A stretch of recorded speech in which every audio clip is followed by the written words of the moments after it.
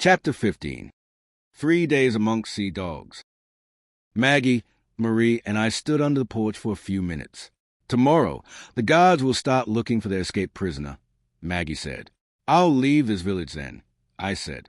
And where will you go? Maggie asked.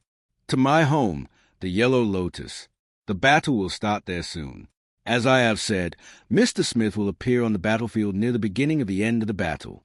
I will warn him of the danger that lies in his approach, I said. Do you know where to go exactly for the Yellow Lotus? After a moment of thinking, I shook my head. Even if you knew where to go, the problem is how you will go.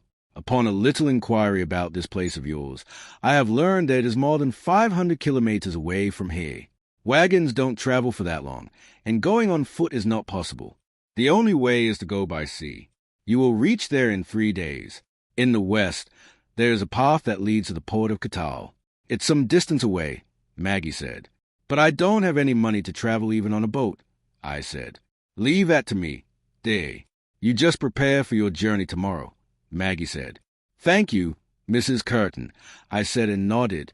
There is still no official word on the streets of the battle. That means you will have the advantage of a head start. You will reach the Yellow Lotus earlier than any of the king's army gets there, Maggie said. But how will you stop the sorceress from laying curse?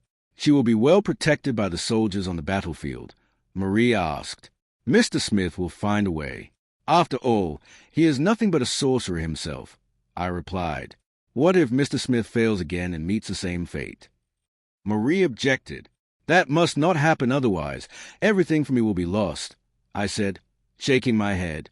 But that is a possibility. You need a fail-safe plan to get rid of that possibility, Marie said. Marie is right, dear. Not a good idea in keeping all your hopes on Randolph, Maggie said. For a few minutes, nobody spoke. But then Maggie said, We will think of it tomorrow morning. Let's go get some sleep now, and went inside. Marie stayed with me under the porch. Then, suddenly, my eyes were caught by something that I had missed so far. I looked at the 2 dogs that were playing at the bottom of the stairs. I noticed on Julie's body some cuts and bruises. In fact, the cuts and bruises looked the same as I had seen on the body of the bitch in my dream. How did Julie get those wounds? I asked. I was asking the same question to myself earlier. It looks as if she has been through a war, Marie said. In my dream, I had feelings of knowing those dogs that had helped me. I had even considered them to be Julie and Jimmy, but without any strong evidence, I had rejected that idea. But now I had a confirmation. It had been Julie and Jimmy. Somehow, their dreams and my dream had linked together. I think I know how Julie got those wounds, I said. You do? How? Marie asked in eagerness to know the answer. For the next few minutes, I told Marie of my dream and how Julie and Jimmy helped me to survive. As soon as I finished telling, Marie walked to Julie and Jimmy and started rubbing them with both of her hands. Thank you, my friends. You did a great job, Marie said, rubbing their necks. I joined her, too. But Frank, I don't understand. Julie and Jimmy are not stuck in a curse. They suffered from an effect of the curse, Marie asked. Maybe it has something to do with them sharing my plague dream, I said. After a few minutes, we entered the house and went to sleep. We were at the front door, ready to go to the port. It was an hour past dawn. So far, no guard had come to look for me. They might still not have come to the knowledge of my escape yet. The wagon that Marie had gone to rent from the market region earlier stood outside. Maggie had said that going on foot would be easy to get spotted. She had also instructed me to keep my face covered to stay incognito, so I had a thin cloth wrap around my face. The door was opened, and I saw the wagon waiting for us facing to the right. The rider climbed down, opened the door of the small cabin, and held it open until all of us were inside. Soon, we were moving. Through the window, I saw where we were heading. After a few minutes, we reached the last few houses, and then we were on a broad path going through the woods. On our way, I saw people coming on foot from the opposite direction. Once in a while, we encountered a wagon. Our rider waved his hand and called to each of them by name while greeting them good morning. We reached the port in 15 minutes. The wagon stopped at the end of the path, and we clambered off, after getting paid with some coins. The rider bowed to us, got to his seat, and rode off back to the village. I saw another path leading somewhere to the southeast. I asked Marie, Where does this path go? To the castle. The king and his men use that path to travel between the port and the castle, Marie replied. The port looked very busy with people in the early morning. A few meters ahead, boats of all sizes floated in the water next to a huge and long wooden boarding platform. I saw men climbing up on masts and at other parts of boats, trying to set things right. Few men carried luggage in and out of the boats. With the noise, seagulls flew over our heads in the sky. Some of the birds were perched atop toll poles of boats. On the ground, people carried trolleys full of bags and other goods. Workers and traveling men and women passed by us from all directions. At 10 meters ahead lay a cottage. That is the port office. You wait here while Marie and I go there and arrange a boat for you, Maggie said. With my nod, Maggie and Marie headed for the port office and disappeared into it. For the next few minutes, I stood and watched the surroundings. I saw Maggie and Marie come out of the port office. After taking a few steps, Maggie signaled me to go to her. I did that. The port officer says there is no boat for passengers to go towards Kenaro today. But there is one trade boat that will be delivering some merchandise to Newgall, and Kenaro happens to be in the way. He said they would drop you at the port of Kenaro. I have arranged a seat for you in that boat. The boat will leave soon, so we'd better find it. The port officer told me to wait at the boarding platform before the boat Sundram. He said that when we see the captain return to his boat, just reveal my name and he will take you in, Maggie said. With those words, we approached the boarding platform and started searching for the boat called Sundram. As we walked, the platform moved, suggesting that it was floating on the water surface. First, we went to a giant ship. A man was climbing down the ship on a Jacob's ladder, that is, a rope ladder with wooden rungs to step on. Marie called to him, "Where's the boat, Sundram?" Without turning, the man clumsily pointed to his right and spoke, "Over there." "Thank you, mister," Marie said, and we moved towards our right. After asking the men of 2 other boats, we reached Sundram. It was a medium-sized ship. We waited for the captain at the ship, as the port officer had said. We watched, with our backs turned against the ship, the plain before us busy with people. Then we saw a tall man with a long beard coming in our way from ahead amongst the people. Upon reaching us, the man asked, "Are you Maggie Curtin?" Maggie nodded. "I'm the captain of Sundram. I've had a talk with the port officer." "Who is the one that I'm supposed to take with me?" the captain asked. Maggie pointed to me and said, "This boy." "Why has he covered his face?" the captain asked, looking at me. "His body is hypersensitive to sea air," Maggie said. Heard such a thing for the first time. "I thought the sea air was good for lungs and body," the captain said. "Yes, it is, but not for the boy. The allergy runs in his family," Maggie said. "Can he uncover his face for a second so that I can have a look?" "I would like to know the face of each man on my ship," the captain asked. I looked at Maggie in horror. What if the man knew that I was an escaped prisoner? If that were the case, I would end up back in the dungeon. And if I refused, the man probably wouldn't take me on the ship. Maggie nodded. So, with a deep breath, I took off the cloth from my face and exposed it. The man stared at me for a few seconds. My heart was in my mouth. But then, the man laughed and said, "Okay, lad, I've gotten a good look at your face. Better cover it up before it swells up due to the sea air." I quickly wrapped the cloth around before any informer spotted me. "Are you carrying any luggage, lad?" the captain asked. "No, sir," I replied. "Good," the man said with a chuckle. "Lad, we're about to sail now, so better say goodbye to your folks and get aboard," the captain said and climbed on Jacob's ladder. I turned to Maggie and bowed in respect. "Mrs. Curtin, thank you for all your help, and above all, thank you for believing in me. I will never forget what you've done for me, never," I said. As I said, I was doing God's work. "Dear," Maggie said with a warm smile. I now turned to Marie. "We'll miss you, Frank," Marie said. "I will miss you too," I said, and shook hands with Marie. With a final nod, I turned, got on the bridging board, and moved towards the deck. When I had climbed to the deck, I saw that a man was pulling Jacob's ladder back on the deck. The anchor was lifted, and in a few seconds, the ship set sail. I stood and waved at Maggie and Marie as the ship moved away from them. Maggie and Marie waved back at me. Then suddenly, a wave of sorrow washed over me, and tears burst out from my eyes. In such a small time, we had come very close to each other. It almost hurt my heart now to separate from them, for I felt like I was parting from my own family. I was sad also because I would never see them again. They would only exist in my memory. Soon, Maggie and Marie became 2 dots in distance before disappearing entirely. I tried to shake off the sadness and gathered courage. I now had a mission to accomplish. Everything depended on the outcome of the mission. If I failed, everything would be lost for me. But if I succeeded, all things would return to normal, and I would be with my parents once again. 5 hours had passed. I could see no land now. We were amidst the sea, and water surrounded us in all directions for as far as the eye could see. The captain had shown me his whole ship. There were 2 other decks below. On the upper deck, there were 3 masts, the main mast, the foremast, and the mizzenmast. The shroud covered all 3 masts. At the top of the main mast, a small platform called a crow's nest lay, from where a crew member would look out for any land, incoming danger, or just to observe the whole ship with a bird's-eye view. On the deck lay some merchandise here and there. At the front part, which is called a bow, lay the steering wheel. At the rear of the ship, which is called the stern, lay the captain's cabin. In the middle of the ship lay stairs that led to the lower decks.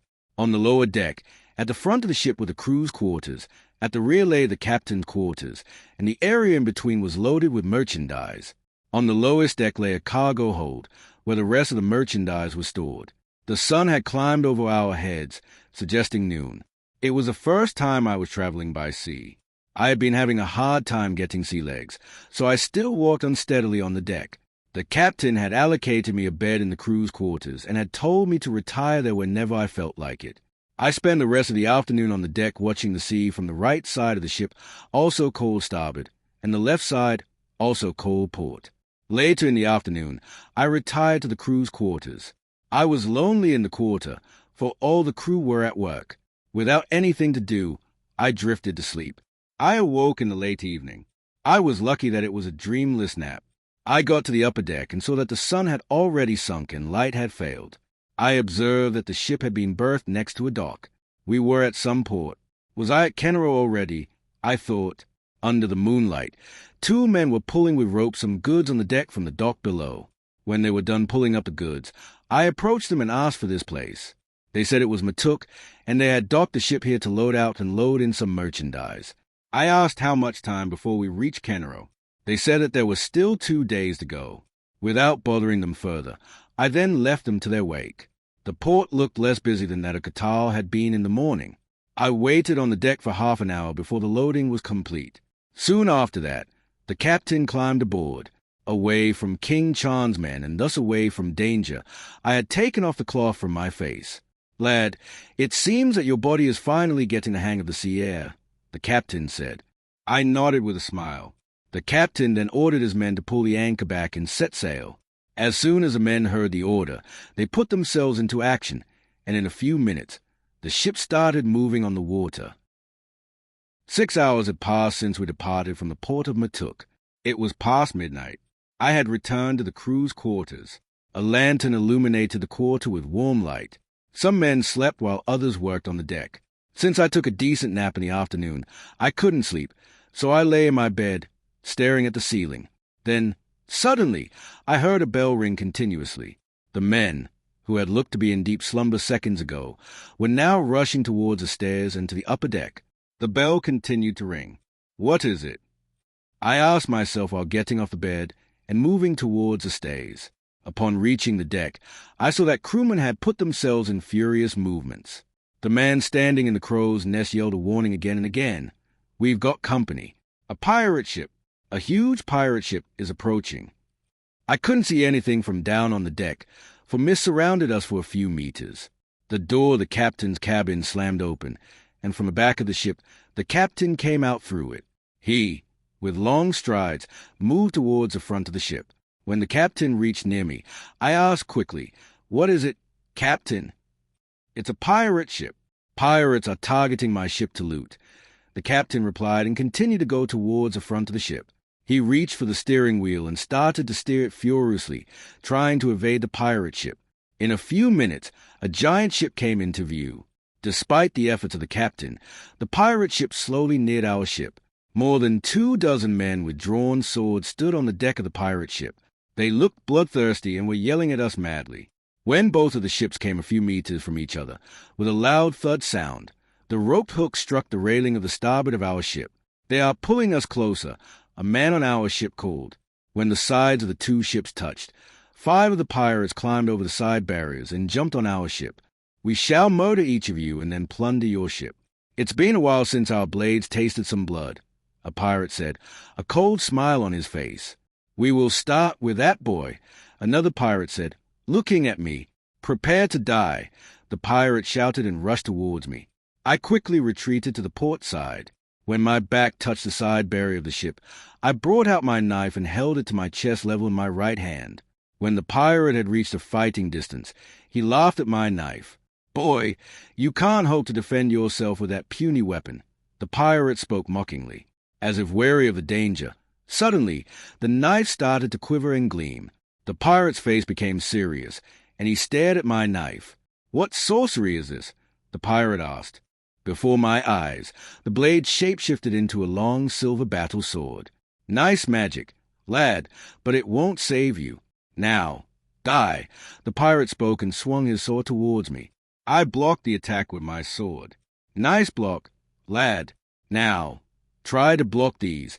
The pirate spoke and swung his sword violently for a series of attacks. The remaining 4 pirates stood near the starboard and watched. I didn't know how I did it, for I had never learned a sword fight, but I successfully blocked each of the attacks. It was almost as if I was holding the sword and the sword was moving itself, trying to defend. After a few minutes, the pirate stopped. He was panting heavily from the exertion of killing me. "Looks like you've met your match." "Pow!" a pirate called out from near the starboard barrier. The rest of the pirates laughed.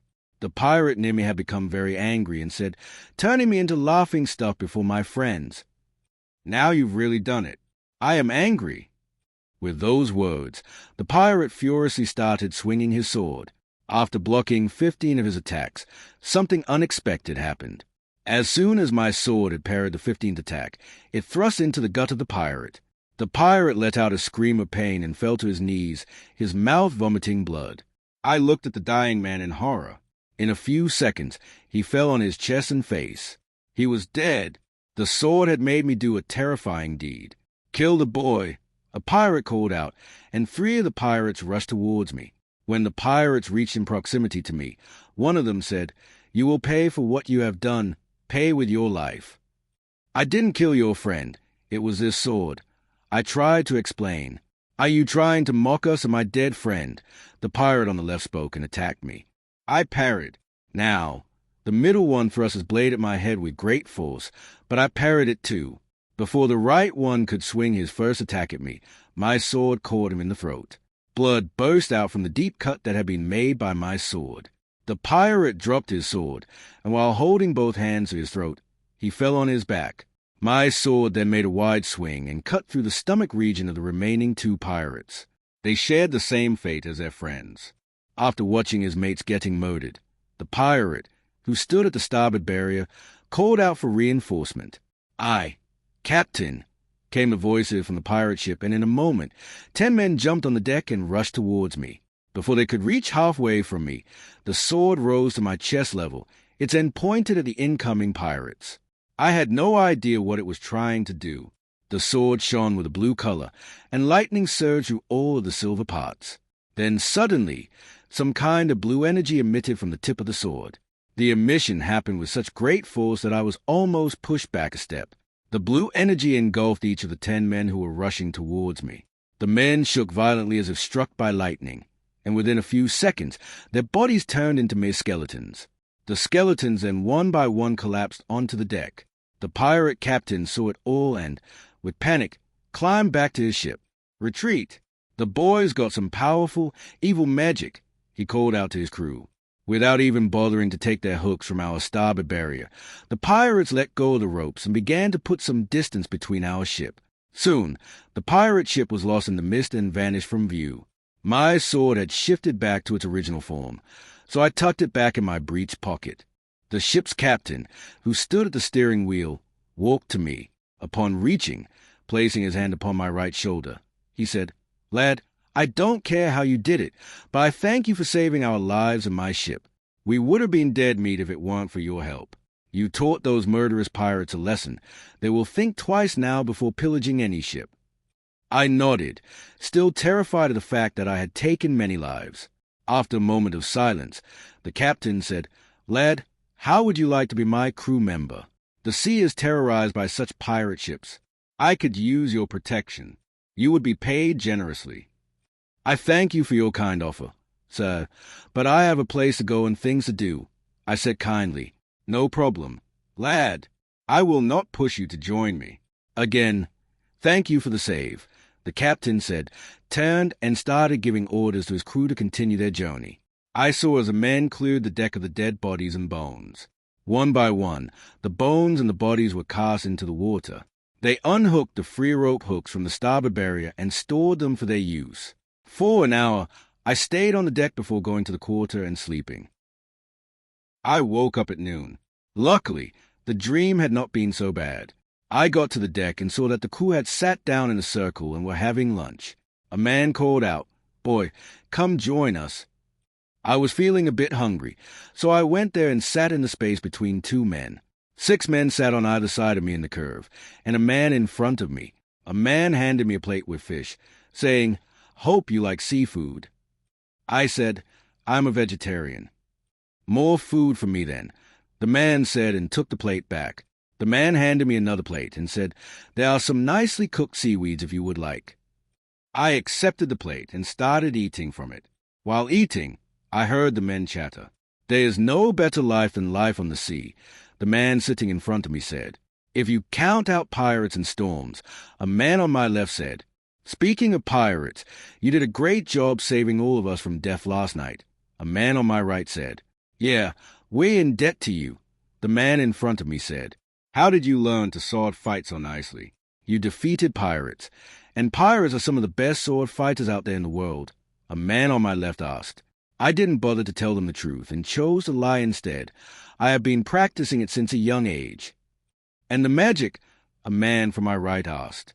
"A sorcerer friend enchanted my sword with some magic," I explained. "We heard that you're heading for Kenero. Do your relatives live there?" the man sitting in front asked.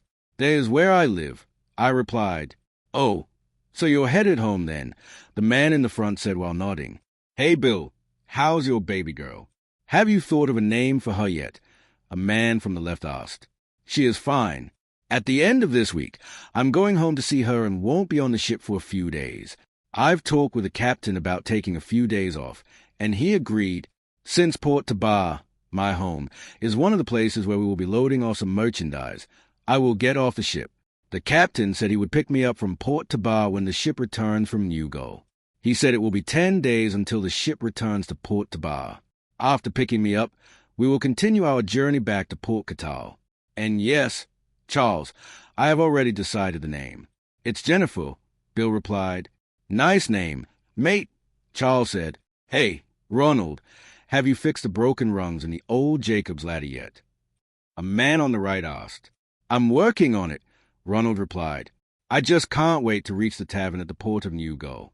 I'm going to drink liquor until I drop," a man from the left said. "Count me in also, brother," Ronald and the other 5 men said. "Hey, Bill, why don't you join us in the tavern?" Ronald asked. "Nah, left drinking. Mate, the wife says it's bad for the body. The Grim Reaper will take your soul early," Bill said. "One day, everybody has got to go. Bill, why not live life like a king and witness the heaven of the world before that happens? So what do you say, Bill? Want to join us in the tavern for some liquor?" Ronald asked. "No, thanks, mate," Bill replied. "Okay, I will persuade you no more," Ronald said with a smile. "Hey, Charles, what do you think of the legend of the sea monster Krat? Do you think it exists?" a man on the right asked. "No, I don't think the Krat exists," Charles replied. "Then how would you explain the 5 missing ships on this route in the past 2 months? And what of the men of the survivor ship who claimed to have been attacked by the Krat and barely survived with the help of the cannons of their ship?" the man on the right asked. "The missing ships must have been due to storms or sea pirates. And as for the men who claimed to have seen it, they must have been stoned heavily with liquor and imagined the whole Krat thing," Charles explained. You mean all of them had imagined the Krat, and at the same time, the man on the right asked. Maybe, Charles said. I think you are being a little stubborn. Stoned or not, I completely believe those survivors. One of them even described how the monster looked. He said it was as huge as a 2-story house. It had 8 giant arms and 2 tentacles. It resembled a normal squid in shape. The man on the right said, Get out, Sean. Squids don't grow that big. Charles said, It's no squid, Charles. It's a Krat. They are a rare species. In their infant state, they are as big as normal men. They usually swim in the deepest part of the sea and rarely show themselves on the surface, Sean explained. Then why would your Krat come out of its natural habitat and attack ships? Charles asked. Maybe it's gone rogue or something, Sean replied. There is more than one Krat, Ronald asked, his eyes wide with surprise. Yes, there is, Sean said. And how do you know all this? Charles asked. Read it in books, Sean answered. Books can't tell you the truth. Eyes do. If I see the Krat with my own eyes, I will believe it. No sooner and no later, Charles said. The chatter amongst the men continued. Soon, we finished lunch, and each man returned to their assigned work. Charles climbed the shroud like a monkey and returned to his lofty crow's nest. I spent the whole day on the deck, moving from one spot to another. Once in a while, I saw big fish in the water. It was dusk. The sun was touching the far-flung horizon. The sky had become orange. It was a beautiful scene. I saw as the sun sank in the sea in the west. The darkness slowly began to pour around. In 2 hours, we were under millions of stars. Our sight was aided by the silver light of the slightly waning moon. We were sailing completely unaware of the danger that awaited us on the way. Slowly, the waves began to become high. 2 more hours had passed. The ship now bobbed violently. Once, a high wave had almost flipped the whole ship. It wasn't raining or anything. No clouds I saw in the sky that might suggest a storm. How was the water so agitated? It seemed uncanny. The ship carried on for half an hour upon those dangerously high waves, and then suddenly I felt a slight jolt on the ship. In a few seconds, another jolt came. The jolt this time was so strong that it almost felt like the ship had hit something rock-solid underwater, but it was impossible. The captain was at the steering wheel.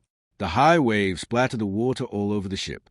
All of the men were on the deck and were trying to get rid of the water from the deck with containers.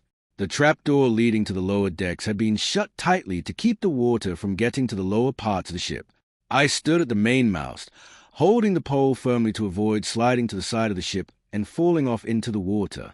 Then suddenly, I saw something protrude a few inches from the water surface and a few meters away from the port side of the ship. It must be one of those big fishes that come to the surface to get some air, I thought. After a few seconds, the shape sank back down. Another strong jolt was felt on the ship. We're being attacked by something. Captain, a man called out. No sooner had the man spoken than a huge something rose from the water and lingered high before landing on the deck at the front of the ship. 2 more similar things rose and landed on the deck in the middle and the back. The 3 things looked to be the limbs of some fish. In the next moment, the head of a giant squid rose from the water's surface and towered above us at the starboard side. It is the Krat. We're being attacked by the Krat. Sean cried out with horror.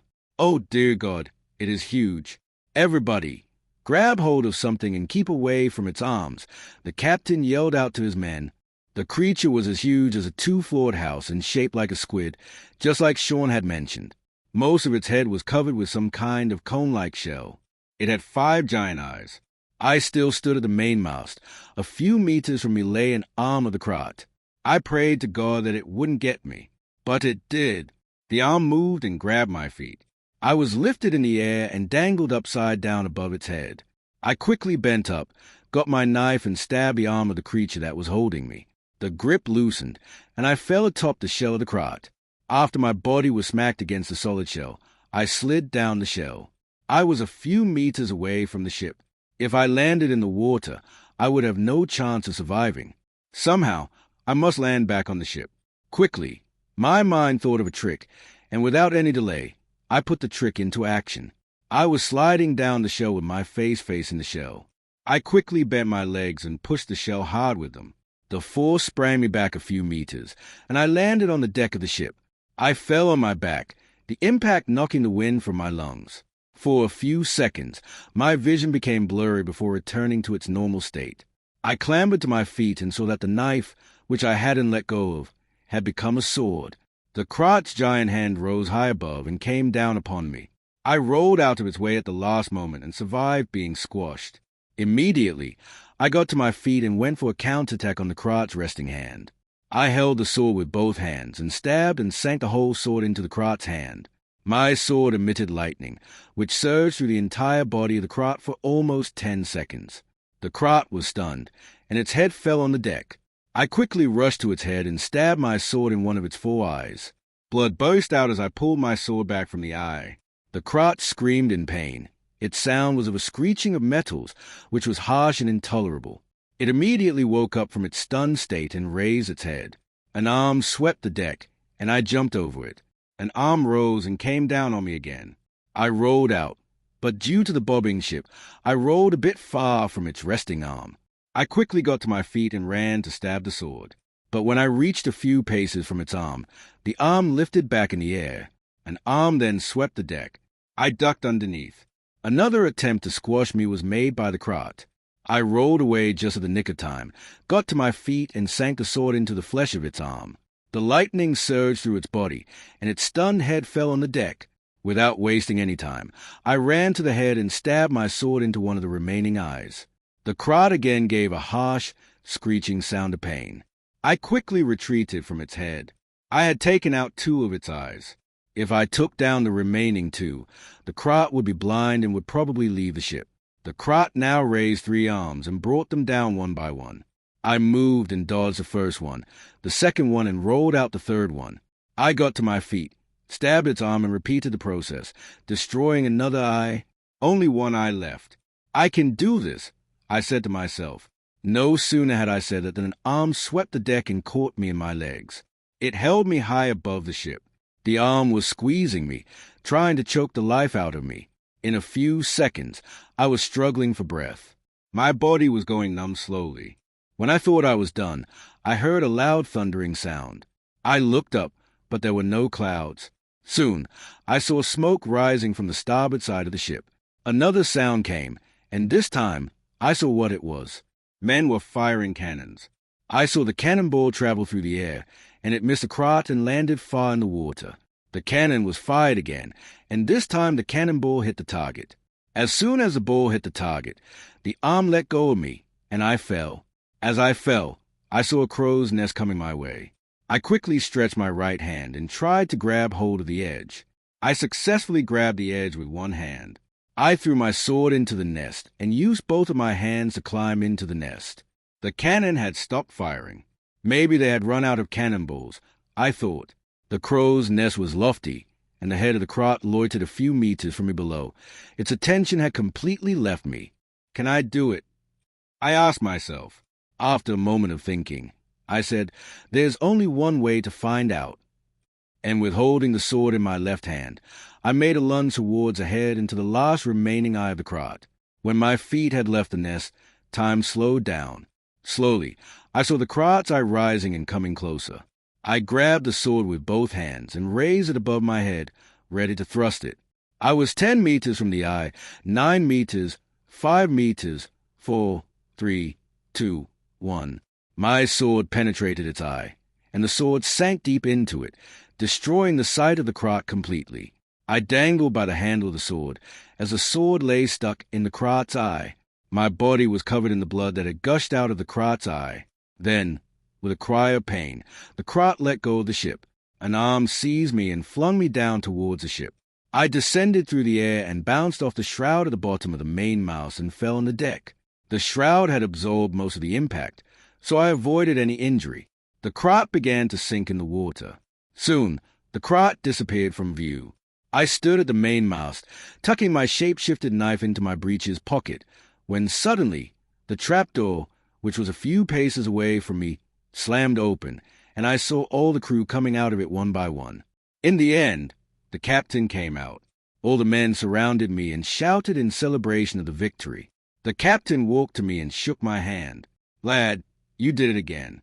You saved my ship and my men once again, and this time from a great danger. "You're the bravest lad I have ever seen," the captain said, putting his right hand on my left shoulder. I nodded with a smile. I had to do what I had to do. "And thank you for saving me, too, from the hold of the Krat. Your cannon did a great job," I said. The cannon was broken and was in need of repair, but luckily it worked in the time of need. We had 3 cannonballs left that we had been keeping for emergencies. "It seems like we put them to good use after all," the captain said. "When we reach the port of Kenero, we will have a feast for me in celebration," the captain announced. All the crewmen clapped and shouted in excitement. I woke up at dawn. I had just been through a terrifying dream, but I had survived it. I was bored now and needed to do something, so I offered my help to the captain. The captain reluctantly assigned me a job. He had told me to just rest, but I had insisted on giving him aid.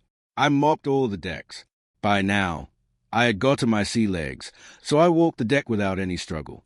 At noon, just like last noon, we sat in a circle and had lunch together.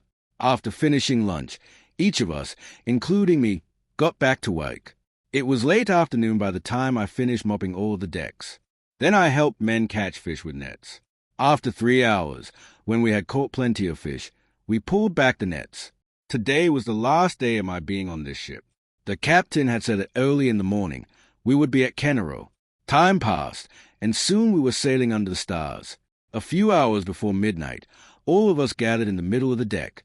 We played games and told stories. One of the crewmen had a stringed musical instrument. He played music on it, and others sang and danced along with the music. The revel lasted until late past midnight. Instead of sleeping in the quarters, we slept on the deck under the stars. Some men worked overnight, trying to make sure that the ship headed in the right direction without any trouble. The last 2 nights had been troublesome. First the pirates and then the Krat, but nothing bothered us tonight. I had woken up a few minutes before dawn. I stood at the port side of the boat, waiting for the land to come into view. After half an hour, I saw the land, which must be the port of Kenero, in the distance, and the ship was heading to it. After another half hour, we had docked the ship. A man threw down the Jacob ladder. We all, one after another, climbed down from the ship and stepped on the deck. After the 3 days of sea journey, I was now finally at my home, Kenero. Soon, I would be on my way to the Yellow Lotus.